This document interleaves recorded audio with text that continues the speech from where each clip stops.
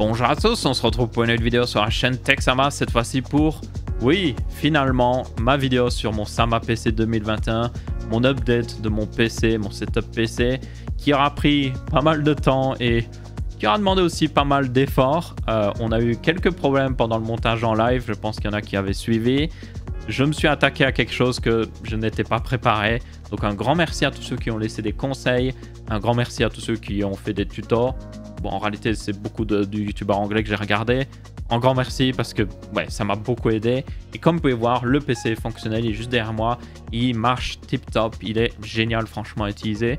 Il est aussi très silencieux, même si j'ai mon ventilateur parce qu'il fait très chaud ici. Mais yep, un vrai plaisir. Du coup, j'aimerais vous faire déjà un petit résumé de toutes mes aventures, de tout ce qui s'est passé.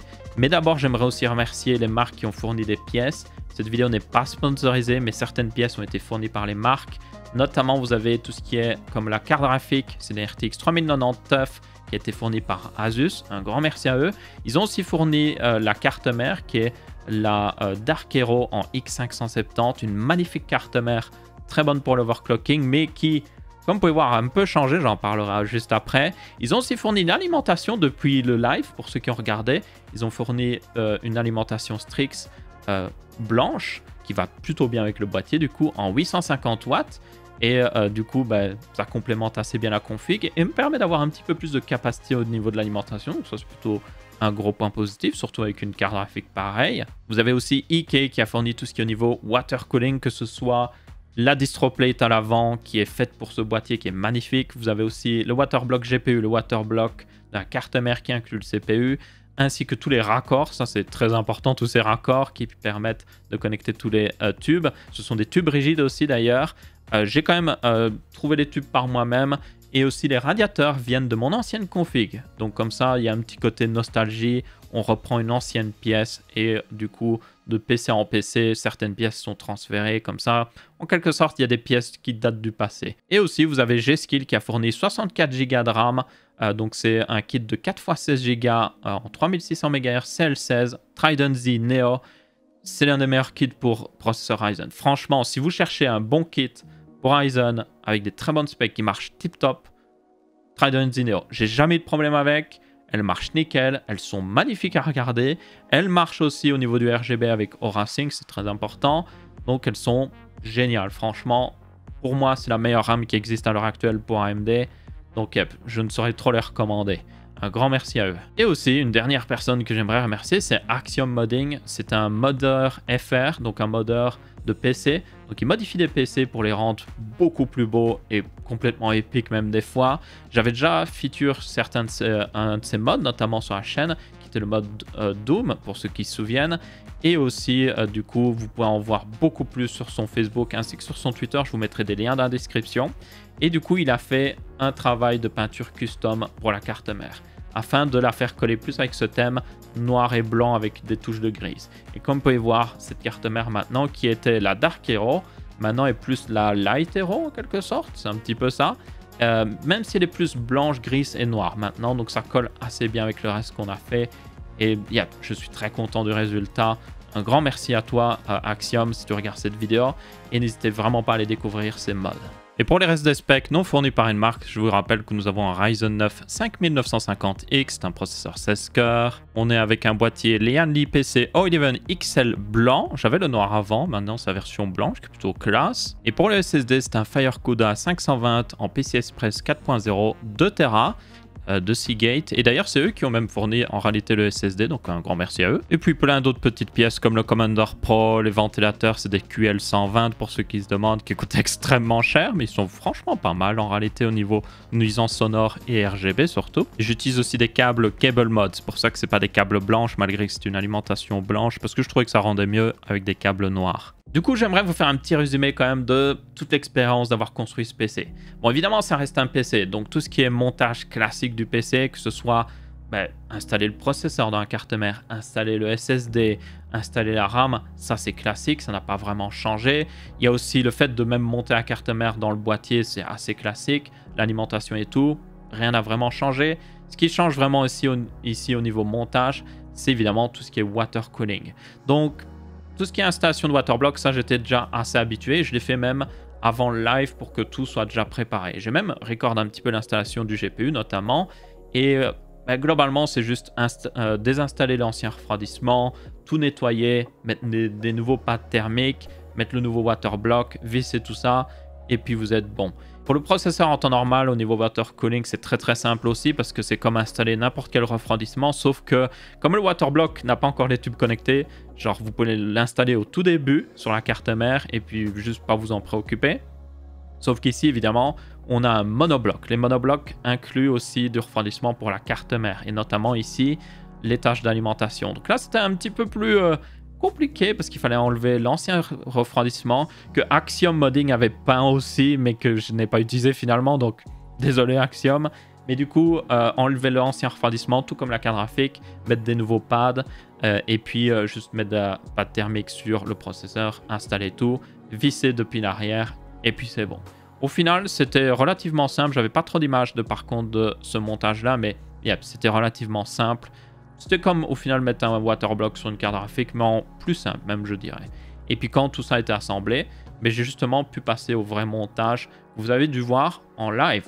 Donc là j'ai fait tout le montage classique du PC, que ce soit installer la carte mère, installer tout ce qui est Regardez aussi où je peux installer les radiateurs. J'ai même installé les radiateurs avec les ventilateurs par-dessus.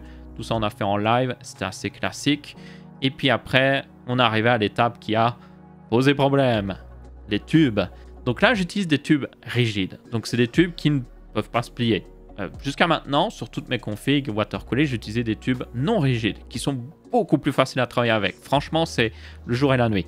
Moi, je croyais que passer des tubes non rigides à rigides, ce serait un peu comme passer d'un watercooling tout fait à un watercooling justement custom avec des tubes non rigides. Le niveau de difficulté est beaucoup plus important en réalité.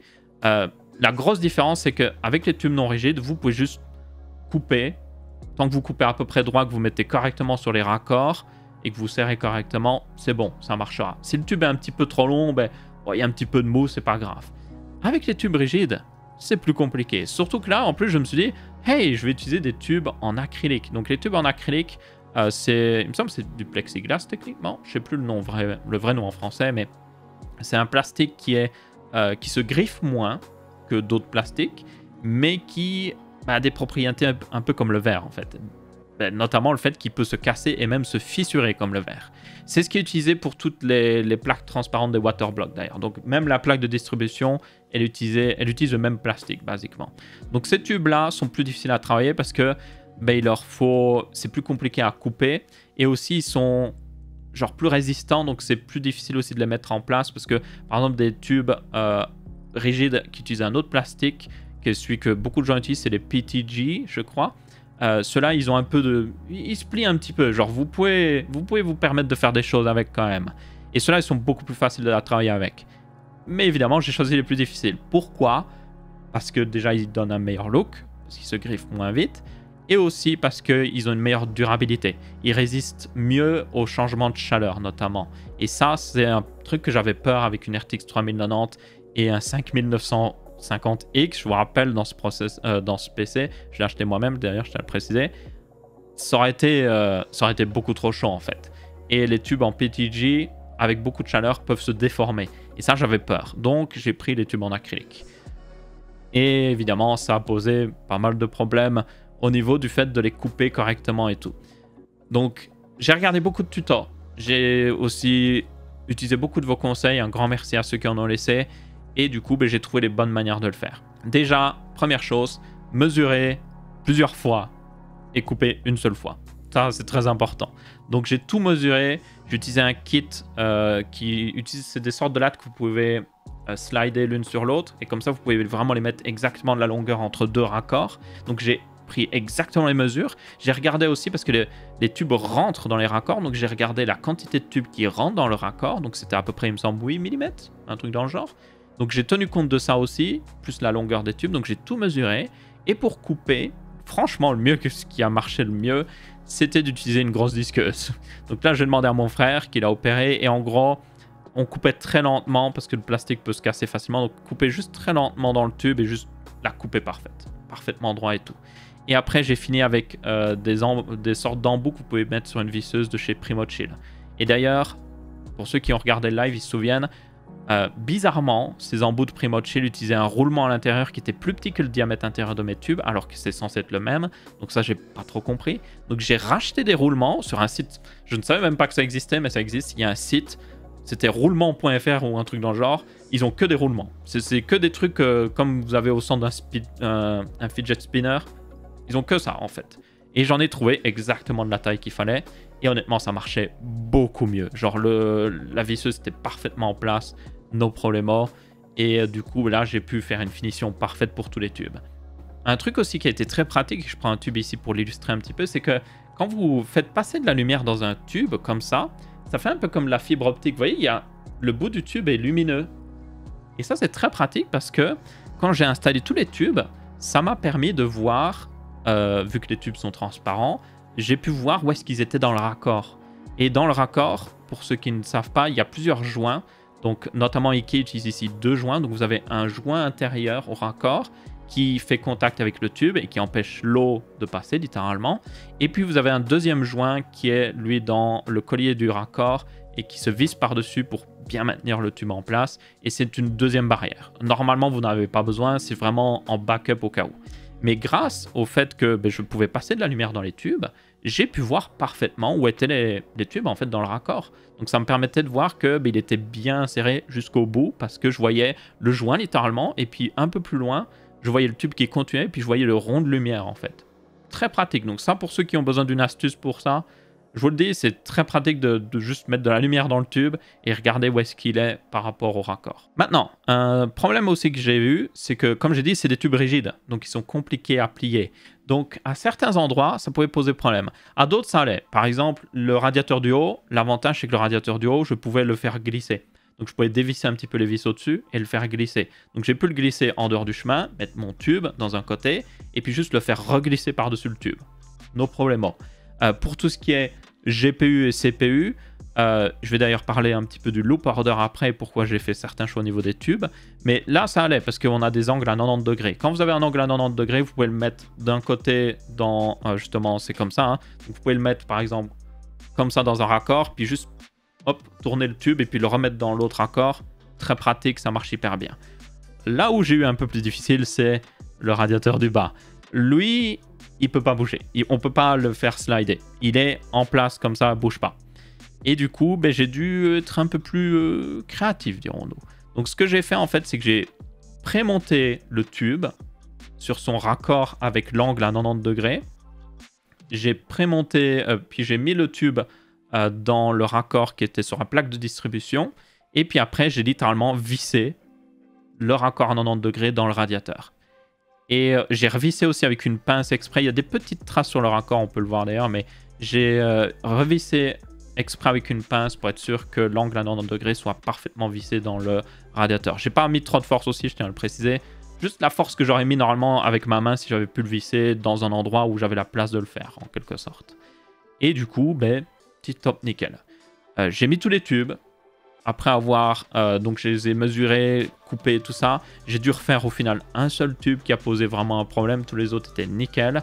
C'était plutôt une bonne nouvelle. Et quand j'ai mis tous les tubes en place, j'ai fait un test. Donc j'ai utilisé le IK Leak Tester, c'est plutôt pratique. C'est une petite pompe à air avec une jauge qui vous indique la pression. Et du coup, vous mettez pas trop de pression. Hein. Il faut 0,5 bar, il me semble, dans le système de water cooling. Du coup, j'ai mis en pression. Et puis, vous fermez la valve et puis vous regardez si la pression diminue avec le temps. Et pendant toute une nuit, ça a un tout petit peu diminué, mais c'est normal ça, parce que l'air arrive à toujours trouver un endroit à s'échapper par rapport à du liquide. Mais elle a presque pas bougé. Donc, ça veut dire que c'était tip top. J'ai mis le liquide de refroidissement et c'était le cas. Tout était bon. Le PC était fonctionnel et ben, j'étais très content déjà parce que ça fonctionnait et qu'il n'y avait aucune fuite. Et ça, c'est plutôt une bonne nouvelle. J'ai revérifié encore une fois tous les raccords aussi avec la lumière. Alors, c'est moins la technique avec la lumière et le tube hein, pour voir à travers marche beaucoup moins bien quand vous avez du liquide dedans parce que le liquide déforme les choses. Donc ça, c'est un petit peu dommage. Mais j'ai quand même revérifié comme ça et tout était bon. Donc voilà. Très content, le PC est assemblé. Du coup, je vous propose de justement voir le loop order, donc l'ordre dans lequel l'eau passe et refroidit les composants ou passe dans des radiateurs. C'est très important selon moi, surtout quand vous faites du water cooling. Il faut mettre les choses dans le bon ordre. Et du coup, ben, la plaque de distribution aidait, mais j'ai dû prendre des choix, on va dire, créatifs. Donc voici une vue un peu dézoomée du PC, d'ailleurs en place, avec sa petite plante à côté. Il y a tous les câbles qui sortent derrière, mais vous les voyez pas trop. D'ailleurs, c'est un vrai plaisir à filmer ce PC, parce qu'il y a tellement de lumière dedans qu'il n'y a même pas besoin de l'éclairer, c'est pour dire. Dans tous les cas, nous commençons tout en bas. Donc regardez toujours par rapport au centre de l'écran quand je parle ici. Donc là, nous avons la pompe qui est juste ici, derrière les tubes. C'est de là que ça part un petit peu, parce que nous avons le réservoir aussi à côté, qui est tout là. On voit d'ailleurs des jolies réflexions des ventilateurs dedans. C'est marrant parce qu'on voit une réflexion sur la première plaque d'acrylique et la deuxième plaque d'acrylique et puis la plaque de verre qui est encore à l'avant. Donc ça fait un peu un effet infini miroir ou je ne sais quoi. Du coup, le liquide est stocké là-dedans. Il descend au plus bas jusqu'ici. Il se stocke même derrière là. On ne le voit pas trop. Et en fait, la pompe prend du liquide. Il y a une sorte de petite encoche. On ne la voit pas trop ici, mais il y a une encoche juste en dessous. Elle prend le liquide ici. C'est là d'ailleurs qu'il y a la jauge de température, donc comme ça elle peut voir le liquide qui rentre directement dans la pompe. Et puis après, le liquide est rejeté par la pompe dans cet embout-là et dans ce tube-là. Donc là ça part, ça passe en dessous ici, comme vous pouvez voir, et on va jusqu'à le premier raccord du justement radiateur du bas. Donc ça rentre dans le radiateur, ça se fait refroidir, ça ressort par ce second raccord. On suit le tube, hop, hop, hop, hop, hop. Ça finit dans le premier raccord de cette plaque de distribution. Donc là, on monte un petit peu. On ressort à nouveau. Ouais, il y a beaucoup de sortir, revenir et tout ça. Et on arrive dans la carte graphique forcément. Donc là, ça refroidit la carte graphique. Ça fait tout un chemin dedans. Et ça ressort par ici. Donc là, ça sort. Et ça va directement dans le processeur. Donc là, c'est un premier problème que j'avais eu. J'aurais pu la faire sortir et retourner ici. Comme vous pouvez voir, il y a des raccords là, il y en a même deux. Et ça aurait pu remonter ici et puis retourner vers le processeur, faire tout un chemin jusque là. Mais le problème qui est un petit peu avec cette plaque de distribution et surtout ce monobloc, c'est que l'entrée est à droite, la sortie est à gauche, comme vous pouvez voir. Et le problème, c'est que ici, l'entrée est à droite et la sortie est à gauche. Sauf que du coup, ça veut dire qu'ils se passent l'un sur l'autre, basiquement. Donc, c'était... Voilà, j'aurais dû utiliser pas mal de raccords à 90 degrés et tout ça. Donc, j'ai fait tout simplement un angle à 90 degrés qui part du GPU, qui va jusqu'au CPU, et ça marche le mieux. Et l'avantage aussi, c'est que la RAM est beaucoup plus accessible grâce à ça. Et le SSD du bas aussi est très accessible. Donc c'est le SSD juste ici, qui est sur ce radiateur, est très accessible. Donc ça a beaucoup d'avantages selon moi, donc je préfère cette solution-là. Et ça m'évite de rajouter un tube en plus aussi, donc ça c'est pas plus mal. Donc, ça fait tout un chemin, ça passe par au-dessus, dans ce monobloc, et ça passe aussi par en dessous, c'est assez particulier. Et ça ressort évidemment dans ce raccord-là. On fait le chemin par-dessus la rame, et on finit, hop, ici. Donc oui, il y a des gros raccords ici, c'est 2 angles à 90 degrés comme vous pouvez voir, mais honnêtement, je ne pouvais pas faire mieux parce qu'on passait, hein, encore une fois, les tubes se croisent hein, techniquement, donc c'est le mieux que je pouvais faire. Mais honnêtement, je pense que ça rend pas trop mal, donc ça va. Ici, on a un truc qui indique le flux de l'eau, comme vous pouvez voir. Là, la pompe est en mode chill, on va dire, vu que le PC fait pas grand-chose à l'heure actuelle. On a un raccord au-dessus où ça va, et là, ça finit dans le radiateur du dessus. Ça ressort, il y a un autre raccord, on ne le voit pas derrière, et ça finit là, juste dans le réservoir. Et là, on voit d'ailleurs le niveau du réservoir qui est juste là. Et donc là, c'est rempli d'eau à l'heure actuelle, pour ceux qui ne s'en rendent pas compte. Et donc voilà, nous avons fait le chemin. Maintenant, on en arrive au sujet que tout le monde attendait. Qu'est-ce que ça donne au niveau température, performance et surtout silence? Alors pour moi, le plus important, c'était le silence. Mais évidemment, je veux avoir le maximum de performance avec le maximum de silence. C'est pour ça que je fais du water cooling. Et ici, je suis extrêmement content. Ce PC, genre quand il tourne sur le bureau, et même si je lance un rendu qui dure même 5-10 minutes, il fait pas un poil de bruit. Pourquoi? Parce que l'un des gros avantages du water cooling, c'est que vous refroidissez avec de l'eau, et dans un gros système de water cooling, notamment comme celui-là, il y a 2 litres d'eau là-dedans. C'est beaucoup plus que dans des water cooling préintégrés pour processeurs. Et du coup, cette eau, elle prend du temps à monter en température, vraiment. Ça prend beaucoup de temps, des fois jusqu'à plus d'une demi-heure. Et donc, forcément, ça encaisse la chaleur et vous pouvez vous permettre de ne pas faire tourner les ventilateurs en relation avec la température du processeur ou de la carte graphique. Et ça, c'est très important pour moi. J'ai une jauge de température qui mesure la température du liquide et qui est branchée au Commander Pro. Et après, dans le Commander Pro, je dis « Hey, régule la vitesse des ventilateurs selon le liquide, pas selon le processeur. » Parce que le problème, quand vous vous faites réguler selon le processeur ou la carte graphique, c'est que votre processeur va commencer à travailler, va chauffer d'un coup et vos ventilateurs vont faire « Wow, ça chauffe !» Et puis après, votre processeur arrête, donc il va faire « Et ça, c'est ça qui fait du bruit. J'aime pas. Quand votre PC fait en permanence, c'est très désagréable en fait. Donc moi, je veux un PC qui fait et qui monte très lentement. Au final, il faut 10 minutes pour qu'il monte jusqu'à une vitesse, même pas la plus haute, mais à une vitesse, on va dire, de croisière en quelque sorte. Et là, c'est vraiment parfait niveau silence parce que vous remarquez pas. Ça prend tellement de temps à monter en vitesse, vous remarquez même pas en fait. Donc là, j'ai fait en sorte que la vitesse des ventilateurs atteigne leur maximum quand la température du liquide atteint 50 degrés. Pourquoi 50 degrés? C'est parce que quand le liquide atteint 50 degrés dans un système de water cooling, ça commence à poser des problèmes au niveau des joints en caoutchouc ou aussi surtout au niveau du plastique. Et c'est très important ça, de contrôler cette justement température. Il ne faut pas monter au-dessus de 60 degrés, surtout là, ça devient très mauvais. Donc voilà, niveau température, c'est plutôt bon. Donc là, j'ai fait quelques chiffres très vite fait. La carte graphique montait à 52 degrés maximum. Le processeur, lui, restait en dessous de, pour information, 80 degrés. Et ça, c'était full overclocké. Et quand j'étais stock avec le processeur, j'étais en dessous des 60 degrés. C'est juste pour dire à quel point, genre, yep, c'est très bien refroidi. Après, c'est quand même un 5950X avec 16 cœurs.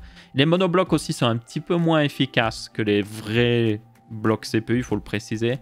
Et aussi, ils se chopent la chaleur du GPU. Alors, c'est pas autant que les gens ne le pensent, parce que les gens croient que le liquide sort de la carte graphique, il est à 40 degrés. Il sort des radiateurs, il est à 30 degrés. Non, il n'y a pas une aussi grosse différence de température. En général, il y a une différence de 1 demi-degré, grand maximum, entre le point le plus chaud et le point le moins chaud. Donc ça, il faut le savoir pour ceux qui ne s'y connaissent pas trop en water cooling. Mais quand même, ça veut dire que le processeur se chope un petit peu de la chaleur du GPU, forcément, quand surtout on est dans des jeux ou autre chose. Mais bon, c'est très bon niveau température, surtout que le PC est très silencieux, encore une fois. La plupart du temps, il tourne même pas à 600-700 RPM niveau des ventilateurs. Il y a beaucoup de ventilateurs, mais il reste très silencieux, franchement, donc ça, c'est un énorme point positif. Et au niveau du flux d'air aussi, pour ceux qui se demandent, ça rentre par en dessous, ça rentre sur le côté, ça sort au-dessus. Et du coup, il y a une partie d'air qui sort d'elle-même avec la pression de tous les ventilateurs en entrée. Donc je sens de l'air sortir aussi par l'arrière naturellement. J'ai pas mis de ventilateur à l'arrière, j'aurais pu. J'en ai un en plus, mais je trouvais que ça faisait un peu tâche. Donc je l'ai pas mis finalement. Mais l'air sort de lui-même, de toute manière. Il y a une telle pression que ça suffit. Donc, yep. Niveau température, très content. Niveau performance, j'ai pas vraiment fait de test de performance, honnêtement. Les performances sont juste excellentes partout. Je fais tourner tout ce que je veux faire tourner le plus haut possible. Autant que n'importe quel très bon RTX 3090 très bien refroidi. J'ai aussi commencé maintenant à la down voltée. Donc je la fais tourner à un plus bas voltage, mais à une plus haute fréquence. Donc elle est overclockée techniquement, mais elle chauffe moins. Donc ça c'est très plaisant. Donc là je la fais tourner pour information à 1950 MHz. Et du coup elle consomme même moins que stock. Donc c'est pour dire. Donc elle chauffe moins basiquement aussi. Donc ça c'est pas mal. Et le processeur lui a son overclocking. Pas actuellement parce que j'ai mis à jour le BIOS, mais il a son overclocking normalement à 4,3 GHz sur tous les cœurs, mais il faut que j'ajuste ça. C'est un petit peu compliqué, il faut que je vois par rapport à son boost et tout. Un petit peu long. J'ai fait une vidéo sur l'overclocking sur la Dark Hero si vous ne l'avez pas vu, où j'en parle justement en détail de ça. Basiquement, je fais la même chose ici, sauf que c'est water-coolé maintenant. Et du coup, voilà, c'est à peu près tout pour cette vidéo. Il n'y a pas plus à dire, franchement, selon moi. Vous avez vu le PC, il est magnifique. Le water cooling marche hyper bien. J'ai eu quelques mésaventures pendant justement ce montage, mais basiquement, j'ai réussi à passer outre ça. Du coup, pour ceux qui se demandent, est-ce que je referai un water cooling avec des tubes rigides? Honnêtement, oui. Maintenant que j'ai les outils pour mesurer, maintenant que je sais ce qu'il faut faire, que je sais comment couper, que j'ai ce qu'il faut pour le faire, et comment vérifier aussi avec la lampe, hein. Ça marche plutôt bien franchement. Ça m'étonne qu'il n'y ait pas plus de gens qui donnent cette technique d'ailleurs, mais bon. Ça marche, voilà, ça marche nickel. Je pourrais le refaire sans problème. Après, je ne ferai pas des trucs de malade non plus. Ça reste très simple, mon truc. C'est beaucoup de tubes droits et puis des tubes à 90 degrés. C'est extrêmement simple. Il y a des... Et j'ai pas plié les tubes moi-même, je tiens à le préciser. J'ai acheté des tubes pré-pliés en quelque sorte. Donc je tiens à le préciser, ça que j'ai pas fait moi-même. Mais ça, c'est aussi une partie très complexe du water cooling custom. Il y en a qui font plusieurs, genre... angle droit ou même des angles à 45 degrés, ça je ne saurais pas faire. Franchement, je ne saurais juste pas le faire. Donc ça j'y toucherai certainement pas tout de suite et peut-être même jamais selon moi. Mais ouais, pour le reste, je sais le faire et je suis plutôt content. Est-ce que je le referai en live? Par contre, non, totalement non. Le faire en live était stupide. Ça prend trop de temps à mesurer tout ça, c'est juste stupide. Par contre, je ferai peut-être un PC water coolé avec des tubes non rigides en live. Ça va. Je maîtrise. Ça se fait très vite, franchement, quand vous avez l'habitude. Vous prenez vos tubes, pouf, pouf, pouf, vous regardez vite fait à l'œil nu. Oh, c'est à peu près ça. Tout, vous coupez avec une pince ou une paire de ciseaux. Vous mettez par-dessus le raccord, vous resserrez. Ça va très vite. Donc ça, je le ferai certainement en live, mais plus jamais de tube rigide. Ça, c'est sûr et certain. Ou alors, éventuellement, si j'ai pré-fait tous les tubes, genre ils sont déjà pré-découpés, et je les ai déjà tous testés, je sais qu'ils rentrent parfaitement, éventuellement. Mais sinon, nope, plus jamais. Mais bon, dans tous les cas, j'ai pris beaucoup de fun. Il y a eu évidemment des problèmes, mais j'ai pris beaucoup de fun à faire tout ça. Je suis hyper content du résultat. J'espère que vous appréciez aussi de voir ce magnifique PC en arrière-plan. Et du coup, un grand merci aux marques qui ont fourni des produits. Un grand merci à tous ceux qui ont regardé, qui ont donné des conseils. Un grand merci à tous ceux qui ont supporté mon incompétence aussi. Et du coup, ben, vous aurez des liens dans la description, notamment vers Axiom Modding. N'hésitez pas à découvrir. Et on se retrouvera pour une prochaine vidéo. Merci à tous et ciao ciao.